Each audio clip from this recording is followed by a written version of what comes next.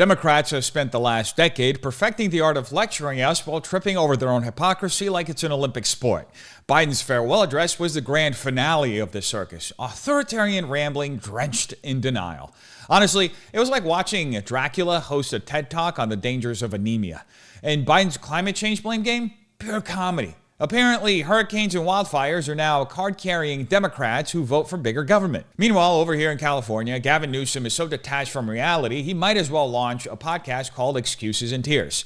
He's accusing Trump of having California derangement syndrome while the state burns brighter than his PR budget. Residents are furious. Firefighters are exhausted, and even Smokey the Bear has thrown in the towel.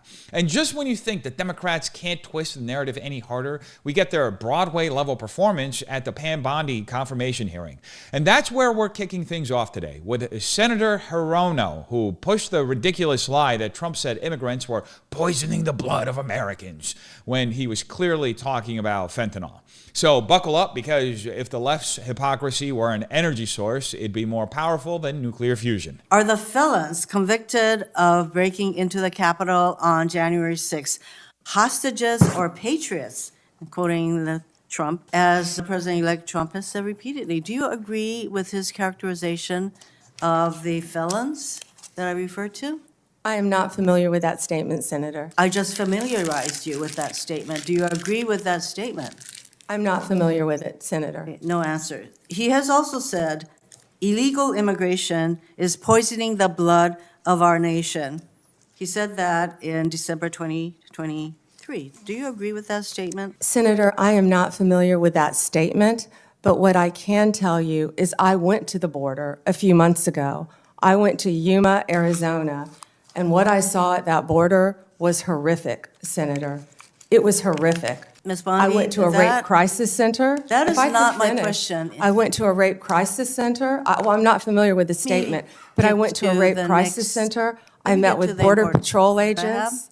I'm sure you've been to the border as well. So I want to get to my next question. Every time I watch one of these clips, I'm left wondering if every Democrat arrived at the Capitol on the short bus, because their questions seem less about facts and more about crafting sound bites that fall apart under scrutiny. First, Hirono kicks things off by asking if January 6th participants are hostages or patriots, allegedly quoting Trump. Classic complex question fallacy, a trap designed to force a binary answer that guarantees controversy no matter what. Now, here's a kicker. No credible source confirms Trump ever called January 6 participants either. What Trump did do, according to January 2021 transcripts, was differentiate between peaceful protesters and those who acted unlawfully. But hey, why deal with nuance when you can lob loaded questions like a grenade and hope for an explosion? Then Hirono ups the ante by accusing Trump of saying, illegal immigration is poisoning the blood of our nation. Spoiler alert, he didn't. What Trump actually said in December 2023 was about the catastrophic effects of fentanyl poisoning. His words were aimed at the flood of fentanyl killing Americans, over 70,000 deaths annually, according to the National Institute of Drug Abuse, not immigrants. Hirono's version of this quote is like trying to make a rom-com out of The Godfather. It's a stretch that insults the audience's intelligence. Now, when Bondi tries to redirect the conversation to real border issues, including her first-hand visit to Yuma, Arizona, and a rape crisis center, Hirono shuts her down faster than a bad TikTok trend. Bondi's point about the humanitarian and security crisis at the border is backed by hard numbers. The Yuma sector saw a 171% increase in illegal crossings in 2023 per Customs and Border Protection. But Hirono doesn't want data. She wants drama. It's moving the goalposts on steroids. And let's not forget Hirono's crown jewel of logical fallacies, the Gish Gallop. She hops from one out-of-context quote to another, all while ignoring Bondi's attempts to bring in actual facts. This strategy is designed to overwhelm the respondent, not enlighten the audience. Think of it as a rhetorical dodgeball, except Hirono's throws are all wild and Bondi isn't breaking a sweat dodging them. The irony here is as thick as Gavin Newsom's excuses for California's wildfires. While Hirono postures about divisive language, her party oversees record-breaking border instability. Over 2.76 million border encounters were reported in 2023 alone, per the Department of Homeland Security. That's not a talking point. It's a policy failure. But why address real issues when you can misquote Trump and hope nobody notices? And next to hop out of the Democrat clown car is Senator Dick Durbin, whose arguments are so limp, it's no wonder people keep questioning his points. Have you heard the recording of President Trump on January 2nd, 2021, when he urged the Secretary of State of Georgia to, quote, find 11,780 votes and declare him the winner of that state? No, I've heard about it through clips, but no, Senator, I've not heard it. What was your reaction to President Trump making that call? I would have to listen to the tape, Senator. Well, the quote that I give you is exact. He said to the Georgia Secretary of State, find 11,780 votes. Do you have the entire context of that call? I feel like it was much longer than that and may have been taken out of context. It was an hour long. And right. You can certainly listen to it. I hope you will. Every American should. As a former prosecutor, are you not concerned that the President of the United States called a state election official and asked him to find enough votes to change the results of the election? Senator, I have not listened to the hour-long conversation, but it's my understanding that is not what he asked him to do. You need to listen to it. Well, Dick's at it again, proving that sometimes a name really does say it all, because if this is what passes for rigorous analysis, it's no wonder Congress has a 21% approval rating, according to Gallup's 2023 data. Durbin kicks things off with Trump's infamous January 2nd, 2021 phone call to Georgia's Secretary of State. He zeroes in on the phrase, find 11,780 votes, like a dog with a bone. But here's the twist. That quote, while catchy, is wildly out of context. The full transcript, released by the Washington Post, shows Trump wasn't asking for votes to be fabricated. He was talking about reviewing ballots and investigating irregularities, like unverified signatures and missing chain of custody forms. Basically, Trump wanted the refs to check the instant replay, not change the scoreboard. But Durbin conveniently skips over that part. Apparently, Democrats believe that context is for suckers. Now, when Bondi points out she hasn't listened to the entire call, Durbin pounces like it's a gotcha moment. He dismisses her, saying, you need to listen to it like she's a kid who didn't do her homework. The problem? Bondi's absolutely right. Without the full hour-long call, you miss Trump repeatedly saying things like, we just want the truth, and asking for investigations into specific claims, as reported by Politico. But hey, why let accuracy ruin a perfectly dramatic narrative? Durbin's favorite move here is to act like the phrase, find 11,780 votes, is some kind of smoking gun. But even a casual glance at the call shows Trump wasn't saying, pull votes out of thin air. He was alleging that more than 11,000 illegal votes existed and should be disqualified. Whether you agree with Trump's claims or not, the fact remains, this wasn't a mob boss asking for a favor. It was a president disputing results he believed were flawed. Durbin's interpretation, less about facts and more about theater. Honestly, the only thing missing was a spotlight and a dramatic soundtrack. And let's talk about Durbin's dramatic question. As a former prosecutor, aren't you concerned that the president called a state official to discuss votes? First of all, way to lead the witness, bro. Second, no charges were ever filed over this call. Not in Georgia, not federally, not anywhere. According to Georgia's own state election board, the 2020 results were certified as accurate after multiple recounts. So Durbin's question is basically, aren't you outraged over something that never actually happened? It's like demanding to know why someone hasn't condemned Bigfoot for jaywalking. But the real kicker is Durbin acting like Bondi's refusal to jump to conclusions makes her unqualified to comment. When she calmly asks for the full context, he brushes her off and plows ahead with another question. It's the rhetorical equivalent of someone setting fire to their argument and trying to distract you with smoke signals. Meanwhile, Bondi stays composed, which clearly rattles Durbin, because he never actually counters her point. He just moves on like a bad stand-up comic bombing a set. And let's not ignore the irony here. Durbin frames himself as a defender of democracy while he's chopping up quotes and serving them out of context like an overcooked steak. If he really cared about election integrity, he'd acknowledge that millions of Americans had concerns about the process. Whether those concerns were valid or not, brushing them off as fringe conspiracy theories doesn't exactly rebuild trust. And trust me, America needs that right now more than Durbin needs a fact checker. Next up, we have Senator Whitehouse, who sure knows how to paint the town beige because his questions were as bland as his name suggests. And it would not be appropriate for a prosecutor to start with a name and look for a crime. It's a prosecutor's job to start with a crime and look for a name, correct? Senator, I think that is the whole problem with the weaponization that we have seen the last 4 years and what's been happening to Donald Trump. They targeted Donald Trump. They went after him, actually starting back in 2016. They targeted his campaign. They have launched countless investigations against him. That will not be the case if I am Attorney General. I will not politicize that office. I will not target people simply because of their political affiliation.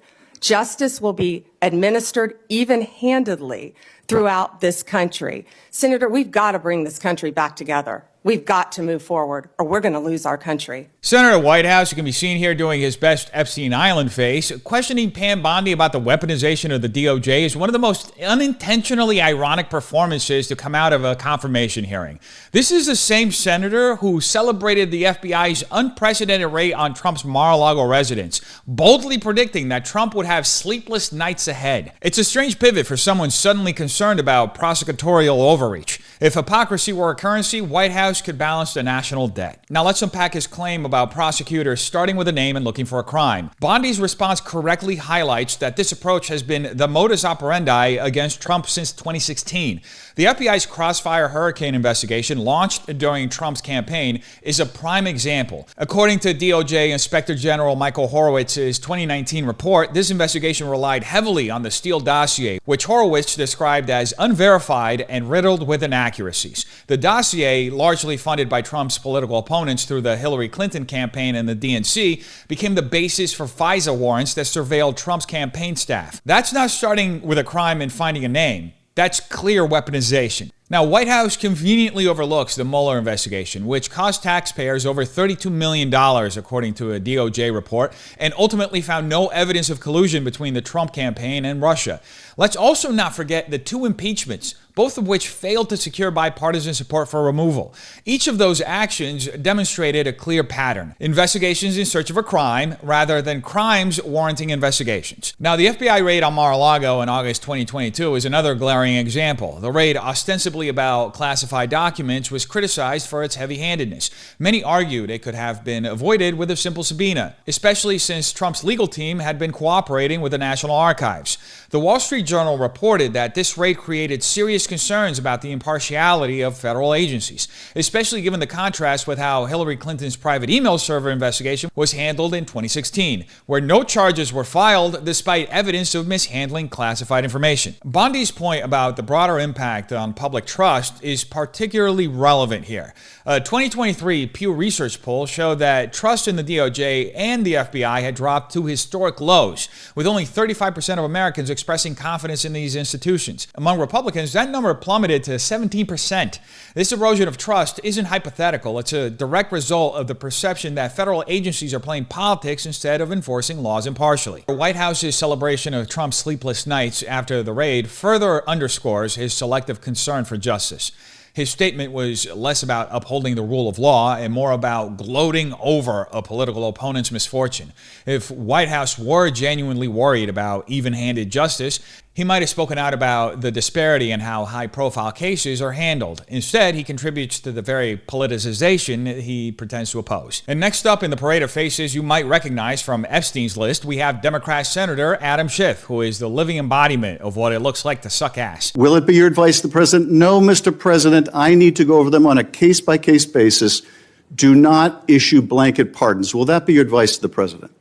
Senator, I have not looked at any of those files. If confirmed, I will look at the files and for the pardons, as well as the ongoing review hundreds of cases on day one? I will look at every file I am asked to look at. Of course you won't. So will you advise the president? Can I answer the question? Well, my question I would have plenty of staff. You said, of course you want. You'll be able to review Listen, hundreds I'm of not going to cases on the first day? mislead this body nor you. All right, let me ask another question. You don't want to answer that. Let me answer You were another question. censured by Congress, Senator, for comments just like this that are so... This performance was peak Schiff. Loaded questions, rhetorical traps, and an arrogance so thick it could stop traffic. But this time, Bondi didn't just hold her ground. She dismantled his argument piece by piece, leaving Schiff floundering like a fish out of water. Schiff opened with a leading question about whether Bondi would advise the president against issuing blanket pardons for January 6th protesters. Right off the bat, it's a trap. Schiff isn't asking for clarification. He's fishing for a soundbite. Bondi's measured response that she hadn't reviewed the files and would assess cases individually, if confirmed, was the correct answer. Unlike Schiff, she wasn't there to make grandstanding statements. She was there to demonstrate her commitment to due process. This is where Schiff's real strategy becomes clear. Instead of engaging with her thoughtful response, he pivots to a question that's pure theater. Will you be able to review hundreds of cases on day one? It's a disingenuous question designed to create the illusion of incompetence. Bondi calmly points out that she'd rely on staff to ensure thorough reviews, but Schiff barrels ahead, cutting her off repeatedly. This isn't dialogue, it's rhetorical bullying. Schiff's behavior here isn't just rude, it's emblematic of his broader approach to politics. Prioritize optics over substance, which makes the irony here rich. Schiff, of all people, questioning anyone about blanket judgments or rushed decisions is laughable. This is the same man who was censured by Congress in 2023 for spreading false information during the Russia collusion investigation. According to the Durbin report, Schiff's claims about Trump's ties to Russia were based on little more than speculation and fabricated evidence, with no substantial corroboration. So when Schiff tries to take the moral high ground on issues of fairness and justice, it's hard not to laugh. Bondi's sharp retort, asking if she could finish her answer and reminding Schiff of his own censure, was a perfect mic drop moment. Schiff's inability to counter her points only highlights his reliance on theatrics rather than facts. It's no wonder he moved on to another question without addressing her criticism. He didn't have a leg to stand on. Now let's also address the broader implications of Schiff's questioning. His framing of January 6th protesters as a monolithic group ignores the complexity of the cases. According to DOJ records, over 1,000 individuals have been charged in connection with a Capitol breach, with charges ranging from unlawful entry to serious felonies like assault on law enforcement. Treating all these cases as identical would be a miscarriage of justice. Bondi's commitment to reviewing cases individually aligns with the principles of fairness and due process, concepts Schiff conveniently sidesteps when they don't serve his narrative. Overall, Schiff's grandstanding isn't just ineffective, it's counterproductive. His approach undermines public trust in Congress's ability to conduct fair and impartial oversight. A Gallup poll from 2023 shows that public confidence in Congress is at an all-time low of 18%, with similar trends reported by Pew Research. Schiff's behavior during this hearing is a perfect example of why those numbers are so dismal. Pam Bondi, on the other hand, showcased the professionalism and even-handedness that the DOJ desperately needs. Her refusal to be baited by Schiff's tactics demonstrated the kind of temperament required for the role. Schiff may have walked into that hearing expecting to corner her, but he left looking like someone who bit off more than he could chew. Anyway, shifting gears to Joe Biden, whose presidency proves that sometimes it's better to let sleeping dogs lie, though with him, you're never quite sure if he's letting them lie or joining them for the nap. This is the ceasefire agreement I introduced last spring. Today, Hamas and Israel have agreed to that ceasefire agreement and the whole ending the war. You know, those of you who have followed the negotiations can attest, the road to this deal has not been easy. I've worked in foreign policy for decades.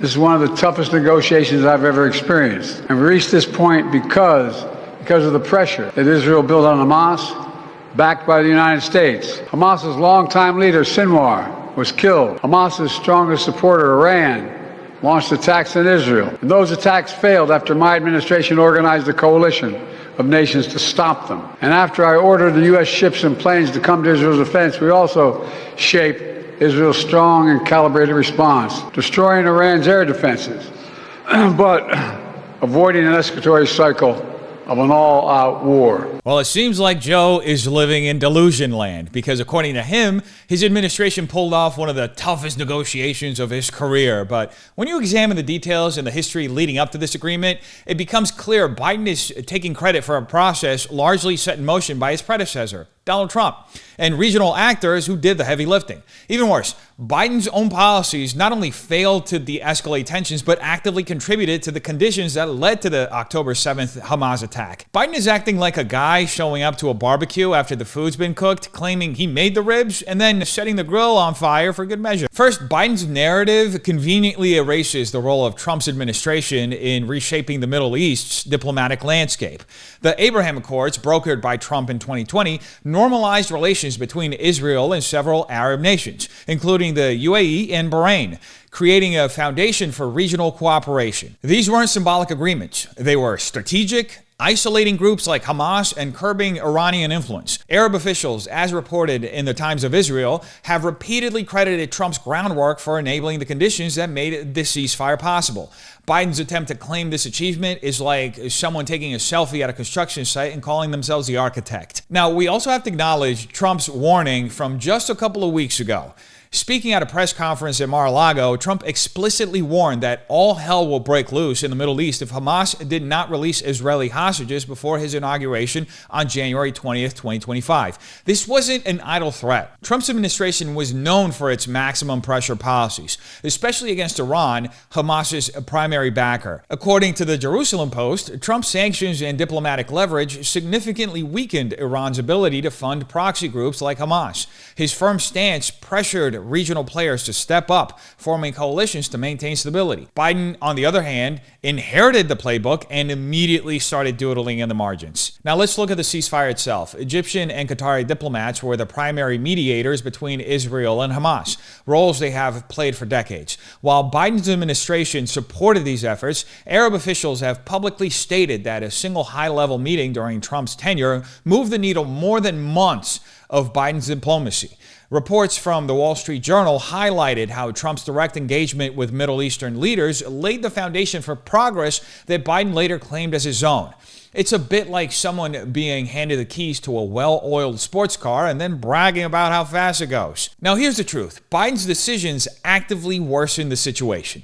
In September 2023, just weeks before the October 7th Hamas attack on Israel, Biden's administration authorized the release of $6 billion in frozen Iranian assets as part of a deal to secure the release of American hostages. While the administration insisted these funds were earmarked for humanitarian purposes, critics, including Israeli officials, warned that this could free up other Iranian resources to fund proxy groups like Hamas. As the Wall Street Journal noted, Hamas receives substantial financial and military support from Iran, estimated at hundreds of millions of dollars annually. Biden might as well have handed Iran a giant check with "use responsibly, bro" scrawled in the memo line. And the timing couldn't have been worse. On October 7th, 2023, Hamas launched a massive attack on Israel, killing over 1,400 people, many of them civilians, and taking hostages. The New York Times reported that this attack was not only one of the deadliest in Israel's history, but also bore hallmarks of coordination and funding from Iranian sources. Biden's release of billions to Iran just before this attack was like leaving the cookie jar wide open and then acting surprised when the cookies vanished. Additionally, Biden's initial reluctance to publicly support Israel's defensive actions against Hamas created confusion among allies. Early in the conflict, his administration called for proportionality in Israel's response, a statement criticized by Israeli leaders as undermining their right to self-defense. According to the Washington Examiner, this hesitation was seen as a signal of weakness, emboldening Hamas and its backers. Furthermore, Biden delayed the delivery of key military aid to Israel, including munitions for the Iron Dome missile defense system, a move widely criticized by Congress and defense analysts. It's like telling your friend you have their back and then showing up 2 hours later to the fight with a half-empty water bottle. Biden's claim that his administration orchestrated a strong and calibrated response against Hamas also doesn't hold up to scrutiny. The killing of Hamas's leader, Sinwar, was a result of Israeli intelligence and military precision, not U.S. intervention. According to the Times of Israel, the operation was entirely planned and executed by the IDF with minimal reliance on U.S. guidance. Biden's attempt to claim ownership of this success is like showing up at the end of a marathon and insisting you deserve a medal for cheering. And we know the left loves participation trophies. Biden also frames the ceasefire as a monumental achievement, ignoring the historical fragility of such agreements. Over 20 agreements between Israel and Hamas have been brokered and broken in the past decade, according to data from the United Nations. These are temporary fixes, not permanent solutions. Biden's broader strategy, particularly his decision to re-engage with Iran on the nuclear deal and the release of billions in frozen funds, directly undermines regional stability. Iranian officials themselves have boasted about their support for Hamas, as reported by Reuters, further highlighting the folly of Biden's approach. And the cherry on top of Biden's speech is his self-declared role as the hero of Middle Eastern diplomacy. But his claim that the road to this deal has not been easy rings hollow when compared to the heavy lifting done by Trump's team and regional actors like Egypt and Qatar. Biden's administration largely inherited the tools, alliances, and diplomatic leverage created during Trump's tenure. Even Biden's own State Department officials, as reported by Politico, have acknowledged that the momentum from the Abraham Accords was crucial to facilitating the ceasefire. But retards are going to retard, so you know what happened next. Thank you. Books credit for this, Mr. President, you or Trump? Is that a joke? Oh, thank you. Joe Biden's snide response wasn't just dismissive. It was emblematic of a presidency desperately seeking validation. Faced with a legacy marked by blunders from the catastrophic Afghanistan withdrawal to economic turmoil, Biden is grasping at straws for an achievement to salvage his reputation. Instead of addressing the question seriously, he chose to mock it, as though acknowledging any contributions made by his predecessor would shatter the fragile narrative of his foreign policy success. Now, the president is elected by the people to serve them, and public servants are expected to prioritize service, putting the needs of the people and global stability above their own ambitions. But Biden's response made it clear his focus isn't on being of service, it's on himself and his legacy. His dismissal of the question reveals a leader obsessed with preserving a personal narrative rather than building on past successes to achieve lasting results for America. In a moment that could have demonstrated humility or collaboration and brought this country together, Biden instead doubled down on pettiness, prioritizing his image over the truth. And that truth is, he didn't do diddly squat. And in the end, he failed as a president to show leadership and instead led a vanity project disguised as governance. But unfortunately for Biden, as the saying goes, you can't hide the truth because your Department of State will tell on you. When it comes to the involvement of President-elect Trump's team, it has been absolutely critical in getting this deal over the line. And it's been critical because, obviously, as I stand here today, this administration's term in office will expire in 5 days. And one of the things that we have always said about this deal is that when you get from stage 1 to stage 2, that the United States, Egypt, and Qatar are the guarantors of this deal. And Egypt and Qatar will push Hamas to stay at the bargaining table and to get from stage 1 to stage 2, and the United States will push Israel to stay at the bargaining table to get from phase 1 and phase 2. So obviously those are promises we cannot make on behalf of the United States for any longer than the next 5 days. And so it's critical that all of the parties to the agreement and the other mediators see that when the United States is in the room making commitments, those are lasting commitments that extend beyond this administration into the next one. I would just say, I don't know if it's unprecedented to have envoys from an outgoing and an incoming administration sitting at the same table negotiating a ceasefire agreement of this kind. But if it's not unprecedented, it's certainly unusual. And we, of course, thank the Trump team for working with this on this ceasefire agreement. We think it's important that they were at the table. Joe Biden's shameless attempt to claim sole credit for the Israel-Hamas ceasefire wasn't just misleading. It was outright humiliating. Imagine the arrogance it takes to go on national, international television, puffing yourself up as a mastermind behind a fragile peace deal, only to have your own State Department expose the truth. That Trump's team, despite being weeks away from entering office, not even in full office yet, need I remind you, played a critical role in making the agreement happen. This wasn't just a bad look. It was a public dressing down of Biden's fragile ego and desperate bid to patch up his failing presidency. It's truly a damning indictment of Biden's character.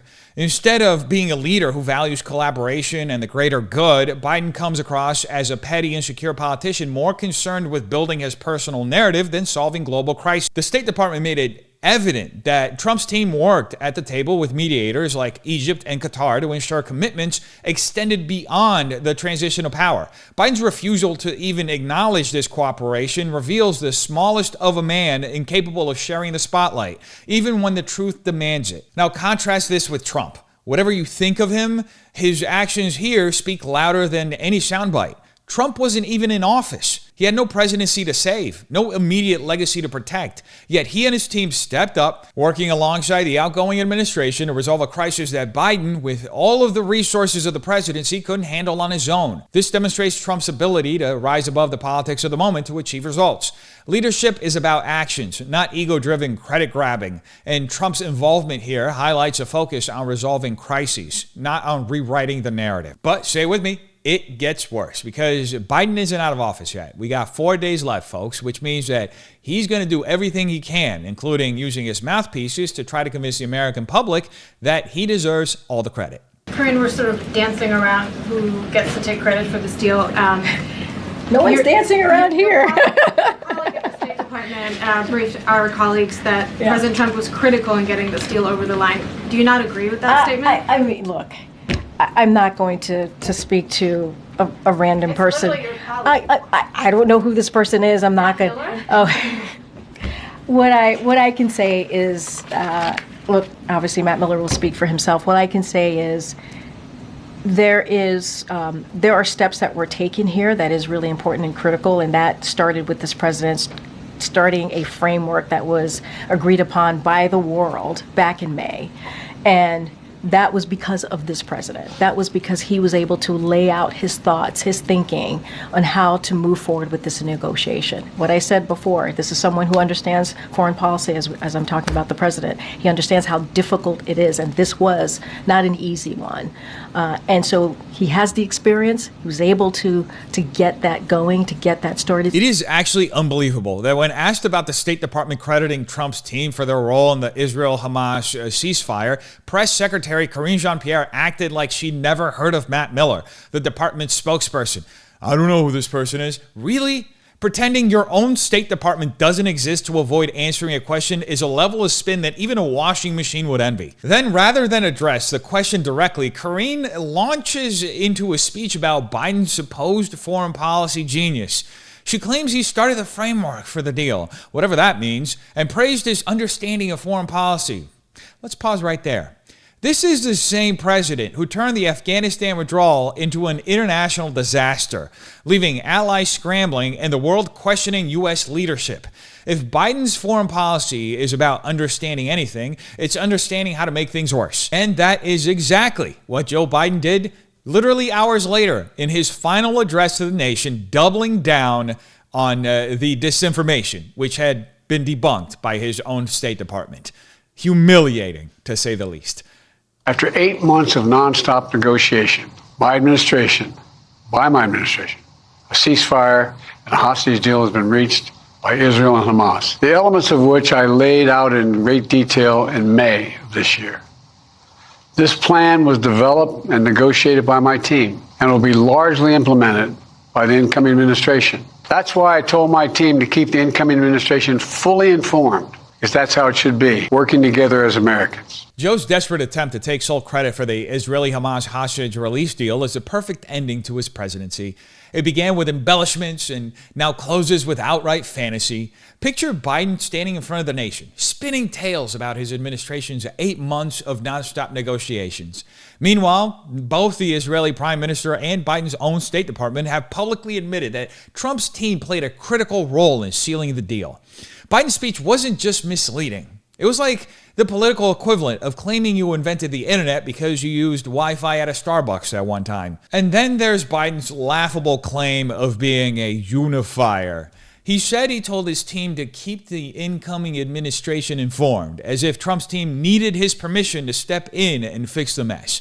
Let's not forget this is the same administration that turned the Afghanistan withdrawal into a global humiliation. Biden's foreign policy expertise seems to consist of creating disasters that others are forced to clean up for him. Trump's team didn't join out of courtesy. They joined because Biden's 8 months of nonstop negotiations weren't producing results, and because he's the incoming president and had already said he was going to basically pulverize Hamas if they didn't come to the table and accept the deal. Now, here's the kicker. Biden's logic is so flimsy it collapses under the weight of basic facts. He's essentially arguing that because the deal was finalized on his watch, it's solely his win. It's like someone claiming they baked a cake because they put on the frosting. The truth, as both Israeli and U.S. sources confirm, is that Trump's team was instrumental in securing the commitments that made this deal possible. Biden's attempt to erase their contributions isn't just dishonest, it's outright embarrassing. In the end, Biden's need to rewrite history highlights what we've always known. His presidency has always been more about ego and image than actual results. 6 decades later, I'm equally concerned about the potential rise of a tech industrial complex that could pose real dangers for for our country as well. Americans are being buried under an avalanche of misinformation and disinformation, enabling the abuse of power. The free press is crumbling. Editors are disappearing. Social media is giving up on fact-checking. Truth is smothered by lies told for power and for profit. We must hold the social platforms accountable to protect our families and our very democracy from the abuse of power. Meanwhile, artificial intelligence is the most consequential technology of our time, perhaps of all time. Joe's farewell address wasn't just a thinly veiled plea to preserve his legacy. It was a direct attack on free speech, dressed up as a concern for misinformation. The president who spent years dodging accountability and blaming everyone but himself now wants to lecture Americans about the dangers of unregulated digital platforms. According to Biden, social media is undermining democracy. Translation: he's upset that the narrative is no longer controlled by the legacy media that spent years shielding him from scrutiny and pretending like he's not dead in the brain. Biden's claim that the free press is crumbling and social media is giving up on fact-checking isn't about truth, it's about control. Platforms like X didn't bury the truth, they exposed it. For example, the Twitter files, released in late 2022 and early 23, revealed extensive coordination between government officials and Twitter to suppress speech. Internal documents exposed direct pressure from Biden administration officials to remove or throttle content that challenged their policies, including COVID-19 lockdowns, vaccine mandates, and the Hunter Biden laptop story. These revelations, reported in outlets like the New York Post and the Free Press, showed government officials bypassing free speech protections by using big tech as a proxy to silence dissent. And let's not forget Mark Zuckerberg's shocking admission on Joe Rogan's podcast just last week. Zuckerberg revealed that the Biden administration coerced Facebook into censoring content around COVID-19 vaccines. He recounted instances where officials from the Biden administration would call up Meta's team and scream and curse at them to remove content they deemed problematic. Think about that. While Americans were dealing with inflation, rising energy costs, and an ongoing border crisis, Biden's administration was fixated on internet jokes. Memes, folks. This perfectly encapsulates the administration's priorities. Image management over effective governance. It's the leftist Marxist playbook. Anyway, all in all, free speech to Biden apparently means you're free to speak as long as you're reciting the script approved by the party. Then there's his ominous warning about the tech industrial complex. Let's be clear. His administration wasn't fighting big tech at any point. It was actually weaponizing it. The Biden administration worked hand in glove with platforms to silence dissent and suppress stories that didn't fit its narrative, including the now infamous censorship of the Hunter Biden laptop story during the 2020 election. Biden isn't worried about unchecked tech power. He's worried about losing the control he once had over it. The irony here is Biden posing as a defender of democracy while pleading for more censorship and narrative control. His farewell address wasn't a call for accountability. It was a desperate attempt to turn back the clock to when his administration and its media allies monopolized the flow of information. Americans aren't going to go back to those days when legacy media dictated what we see, hear, and think. Social media has leveled the playing field, and platforms like X have handed the mic to the people. The truth is no longer monopolized, no matter how badly Biden wishes it could be. So sorry, Joe, we're not going back. That's why my farewell address tonight, I want to warn the country of some things that give me great concern. And this is a dangerous that's a dangerous concentration of power in the hands of a very few ultra-wealthy people. And the dangerous consequences if their abuse of power is left unchecked. Today, an oligarchy is taking shape in America of extreme wealth, power, and influence that literally threatens our entire democracy, our basic rights and freedoms, and a fair shot for everyone to get ahead. We see the consequences all across America, and we've seen it before. More than a century ago, but the American people stood up to the robber barons back then and busted the trusts. They didn't punish the wealthy, just made the wealthy play by the rules everybody else had. Joe Biden warning America about the rise of an oligarchy is like a pyromaniac lecturing on fire safety. He actually stood there, wringing his hands about a dangerous concentration of power in the hands of a very few ultra-wealthy people, as if his own party hasn't spent decades cozying up to billionaires and tech moguls. If Biden is concerned about oligarchs running America, he might want to start by taking a long, hard look at the Democrat Party's donor list. And you have to look no further than Kamala Harris's 2024 presidential campaign, because it didn't just break records. It obliterated them, raising over $1.2 billion, according to campaign finance records reported by the Wall Street Journal. This wasn't grassroots fundraising. It was a billionaire bonanza with Silicon Valley elites, hedge fund managers, and Wall Street titans tripping over themselves to write checks. Michael Bloomberg alone poured over $100 million into Democrat efforts, much of it benefiting Harris's campaign, as outlined by The Week. Her war chest wasn't built on small dollar contributions. It was built on checks so large they could make Jeff Bezos blush. If there's an oligarchy forming, the Democrats aren't just rolling out the red carpet, they're hosting the welcoming party. And while Biden paints a dire picture of ultra-wealthy influence threatening our democracy, let's talk about the platforms his administration relied on to suppress dissent. Now, while Biden bemoans the influence of the ultra-wealthy, his administration has been in bed with big tech from day one. The Twitter files expose how Biden's team pressured social media giants to suppress dissenting voices, effectively using billionaire-owned platforms to control the narrative. This isn't fighting oligarchy, it's weaponizing it. Biden's lament about a dangerous concentration of power rings hollow when his own administration has been complicit in consolidating that very power. Now, what's hilarious is Biden also invoked the robber barons of the past, claiming Americans stood up to them and busted the trusts. Nice soundbite, bro. But here's the reality. Biden and his party have done the opposite. Under his watch, income inequality has widened with the wealth cap reaching its highest levels since the 1920s. According to a 2024 study by the Federal Reserve, the top 1% of earners now control over 33.4% of the nation's wealth, while the bottom 50% hold a mere 2.4%. The Economic Policy Institute reports that real wages for middle and lower income Americans have declined when adjusted for inflation, with inflation outpacing wage growth by 2% annually during Biden's presidency. At the same time, according to Forbes, billionaires collectively saw their wealth increase by $1.1 trillion in the first 2 years of Biden's term, a trend fueled by stock market gains and government stimulus policies that disproportionately benefited asset holders. From cozying up to billionaires to weaponizing big tech, Biden's party hasn't just tolerated oligarchic tendencies, they've encouraged them. If Biden is looking for the source of America's oligarchy problem, he might want to grab a mirror. How much is at stake? Right now, the existential threat of climate change has never been clearer. Just look across the country, from California to North Carolina. That's why I signed the most significant climate and clean energy law ever in the history of the world. Joe's tendency to attribute every natural disaster to climate change is as predictable as it is misleading. It's a convenient scapegoat that absolves local mismanagement and human error. For instance, he mentions the wildfires here in Los Angeles, which were catastrophic, resulting in at least 24 deaths and the destruction of over 12,300 structures, according to CAL FIRE.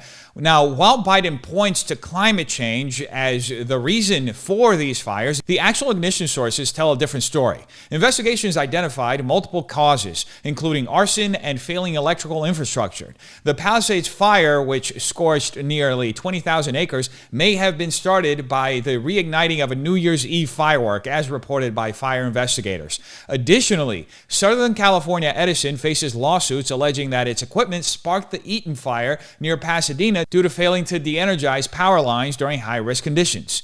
Negligence from public officials further exacerbated the crisis. Budget cuts left fire departments understaffed, significantly hindering their ability to respond effectively. Los Angeles Fire Chief Freddie Escobar publicly attributed the tragedy to insufficient resources and outdated infrastructure. Southern California Edison's delayed upgrades to aging power lines were another critical factor, with lawsuits alleging their role in igniting several fires across the region. Turning to North Carolina, Biden's attribution of hurricane flooding solely to climate change is equally simplistic. The severity of flooding was largely due to inadequate infrastructure and poor urban planning. Outdated drainage systems and insufficient investment in flood defenses left communities vulnerable, as noted in reports from North Carolina's Department of Environmental Quality. Addressing these tangible issues would mitigate flood damage more effectively than broad-stroke climate policies. At the end of the day, Biden's rhetoric employs a logical fallacy of single cause attribution, reducing complex disasters to a singular scapegoat: climate change. This conveniently shifts blame away from local mismanagement and human negligence, areas where immediate improvements could prevent future tragedies. By focusing solely on climate change, Biden politicizes tragedy and ignores actionable steps to address the real immediate causes of these disasters. And since we're on the topic, and I mentioned this clip a second ago, here is Los Angeles Fire Chief Freddie Escobar laying blame not on climate change for the LA fires, but on a lack of resources and crumbling infrastructure that left the city unprepared for the disaster. At that commission meeting, you said, it's dire, someone will die. It's eerie listening to your words because that's what occurred. So it's, let me just take a minute, sorry. Fire Captain Freddie Escobar, You're not supposed to make me cry. 35-year veteran of the Los Angeles Fire Department, wishes he'd been wrong, and this had not happened. For years, the LAFD union president warned that a disaster like the Palisades fire could happen. And while the cataclysmic weather conditions were historic, Escobar also blamed something predictable that hurt the firefight: money. This is a woefully understaffed fire department. We either going to have a fire department that's going to reflect 2025, or we're going to have a fire department that's going to reflect the 1960s. A CNN analysis shows out of the 10 biggest cities in the nation, Los Angeles ranks 9th when it comes to the number of firefighters per resident.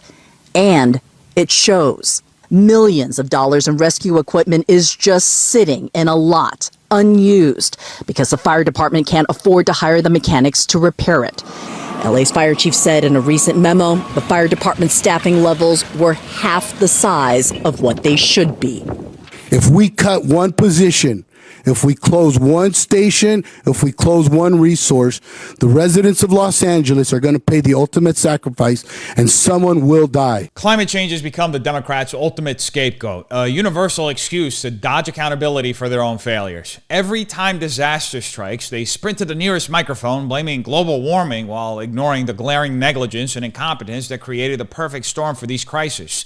And the Los Angeles wildfires are no exception. Biden and his allies were quick to point fingers at historic weather conditions, but let's be real. This wasn't nature's fault. It was human error, criminal actions, and flat-out incompetence, as we just saw this firefighter describe. And the negligence started at the very top, with LA's Democrat Mayor Karen Bass slashing the fire department's budget by $17.6 million in 2024, prioritizing pet projects over public safety, despite repeated warnings from the LAFD about understaffing and the need for more resources to combat wildfire risks. According to the LA Times, Bass's budget cuts directly affected critical areas like fire personnel, equipment maintenance, and fire prevention programs, leaving the department ill-prepared. The Sacramento Bee reported that millions of dollars in rescue equipment sat unused because the department couldn't afford mechanics to repair it. Now, in addition to cutting resources, Bass ignored expert warnings from fire unions and the Los Angeles Fire Commission about the growing fire risks. As reported by the LA Times in May 2024, despite these urgent pleas, Bass's administration focused on less critical projects like promoting green energy, while basic fire preparedness was neglected.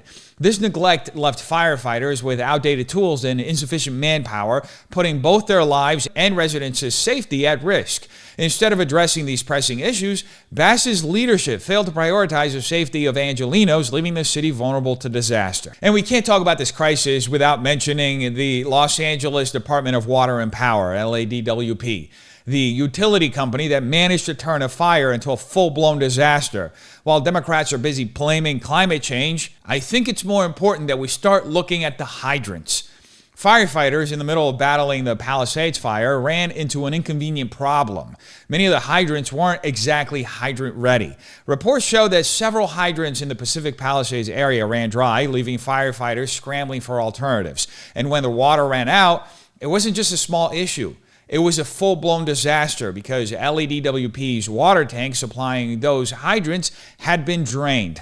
This wasn't a freak occurrence. It was a failure to maintain infrastructure that's supposed to be ready in a crisis. Then there's the Santa Ynez Reservoir, a critical water source for firefighting efforts that had been out of commission for nearly a year due to a tear in its cover. Not exactly the kind of thing you want to find out when the fires are raging. The tear allowed debris and contaminants to enter the water supply, making it unsuitable for firefighting. Governor Gavin Newsom himself called the situation deeply troubling after denying that it existed. He later ordered an independent investigation into LADWP's handling of the reservoir. Apparently, maintaining essential resources is just too much of an ask for a utility company when the flames are licking at the door. Now, here's a real kicker for all the global warming caused this. This is climate change. According to CAL FIRE, over 90% of wildfires in California are caused by human activity. In 2025, arson alone accounted for at least 15% of the state's major fires. And yet, Democrat leaders keep pointing to historic weather as if drought conditions, lightning strikes, and wind are the primary culprits. And the numbers don't lie, but politicians certainly do. Blaming climate change is a convenient way for leaders to dodge accountability for their failures. It absolves them of responsibility for underfunding emergency services, neglecting infrastructure, and ignoring the experts who've been sounding the alarms for years. The 2025 LA wildfires aren't a wake-up call about climate change. They're a glaring indictment of bad leadership, Democrat leadership, Marxist leadership, misplaced priorities, and an unwillingness to address the real immediate causes of these disasters. And until we start holding leaders accountable, the flames will keep coming. And since we're on the topic of the LA fires, you can't get through it without a clip of Gavin Newsom making himself look like a fool. I get it. I'm not naive. I get the California derangement syndrome. I've been living with that for years and years. New scum. You know, I'm the same 7th grade. I remember the guy on Baltimore Avenue that called me new scum. I was in 7th grade. I can handle that. We'll leave that aside. I understand what they're trying to do. I want to work with them. It's not about me. It's about people that we both represent. He represents and I represent. And I'm honored and proud to represent these folks. And I desperately plead with them. Come out here. Help us. And we will help you. You'll be elevated, Mr. President. At the end of the day, you'll be the one we all will go to and say thank you. Thank you. Gavin Newsom's recent outbursts about California derangement syndrome and his emotional response to being called new scum might make for an entertaining spectacle, but they mask the real issues that were exposed during the 2025 Los Angeles wildfires.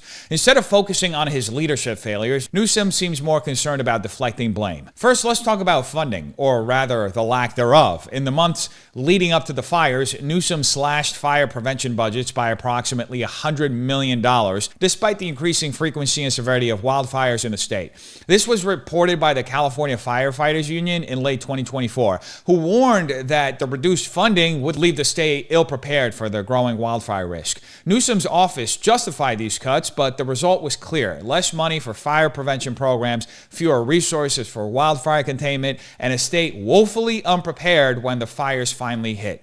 This wasn't an accident. It was a conscious decision to prioritize pet projects over people's safety. It's like deciding to buy a new TV while ignoring the fact that your house is on fire, literally.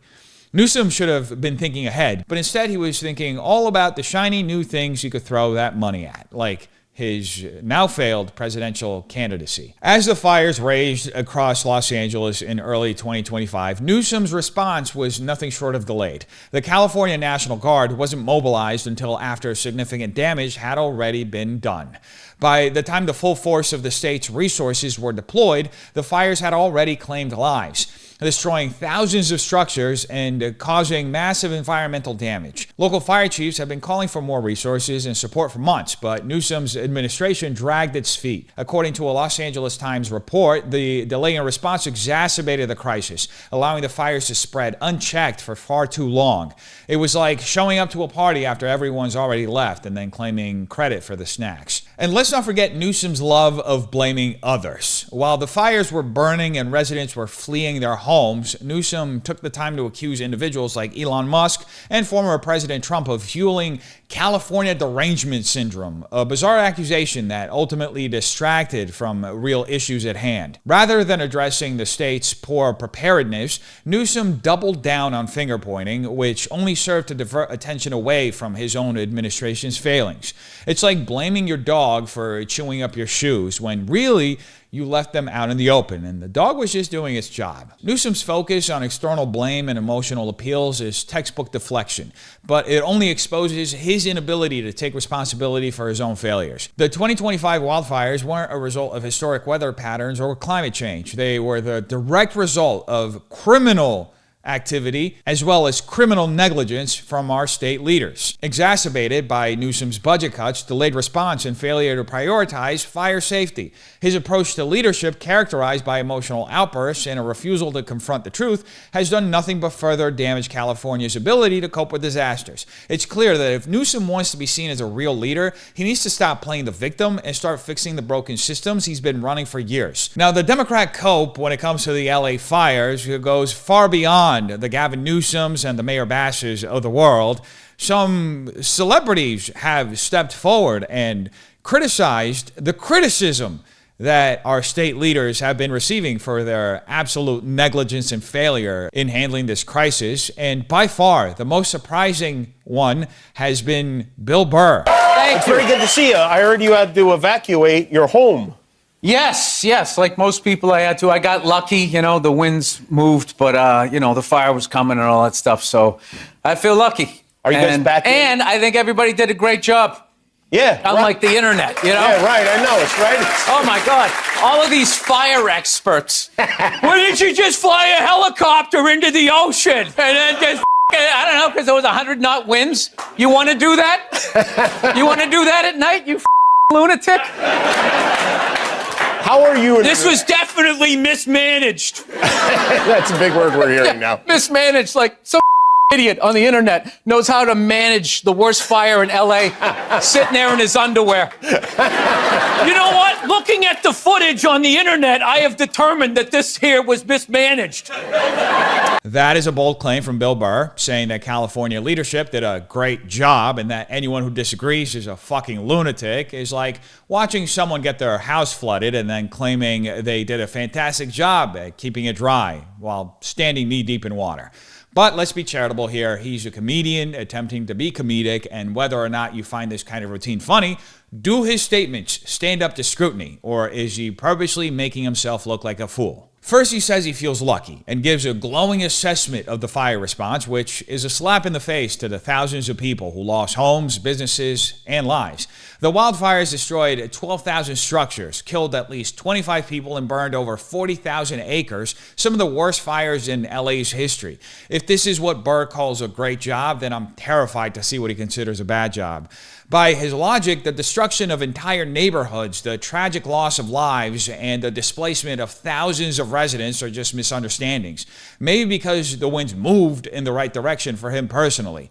Burr says he feels lucky, but that's a far cry from an honest assessment of the overall response, which clearly fell short. And then, of course, Burr does what he does best. He mocks the very idea of accountability. According to him, experts pointing out that the situation was mismanaged are just a bunch of lunatics sitting in their underwear on the internet. But here's the thing. Those idiots and lunatics aren't just random internet users. They're fire experts, community leaders, and local officials. According to the LA Times, despite repeated warnings, the LA Fire Department's staffing levels were far below what was needed to fight fires of this magnitude, and crucial firefighting resources were unavailable because they were either too outdated or had been left inoperable due to budget cuts. In fact, the department had requested additional funding for fire preparedness, but these pleas were ignored by local leaders, including Governor Gavin Newsom, who had prioritized other programs over disaster readiness.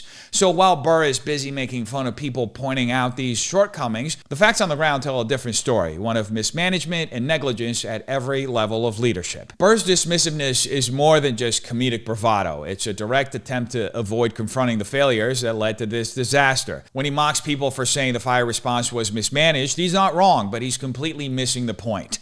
The management of this disaster wasn't just mismanaged, it was a culmination of avoidable mistakes, including the fact that key firefighting equipment like tankers and fire engines were delayed in deployment due to a lack of maintenance and insufficient funding. According to the Sacramento Bee, some fire stations had to wait days for replacement parts that were on back order. So sure, mock the people calling it mismanagement. After all, it's just some idiot on the internet pointing out that these failures cost people their homes and lives. So when we look at all this, from California's dramatic mismanagement to Biden's historical revisionism, to the undermining of democracy through big tech collusion and a government unwilling to take responsibility for its failures, what are we left with?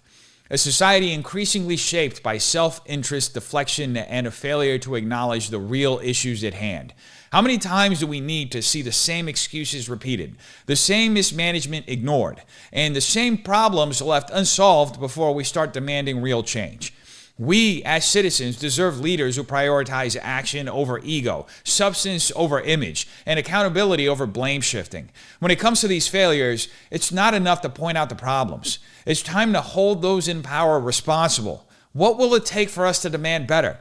How much longer will we let those in power make excuses while the rest of us are left to pick up the pieces? You tell me what you think in the comments down below. Hope you have a terrific day. Peace.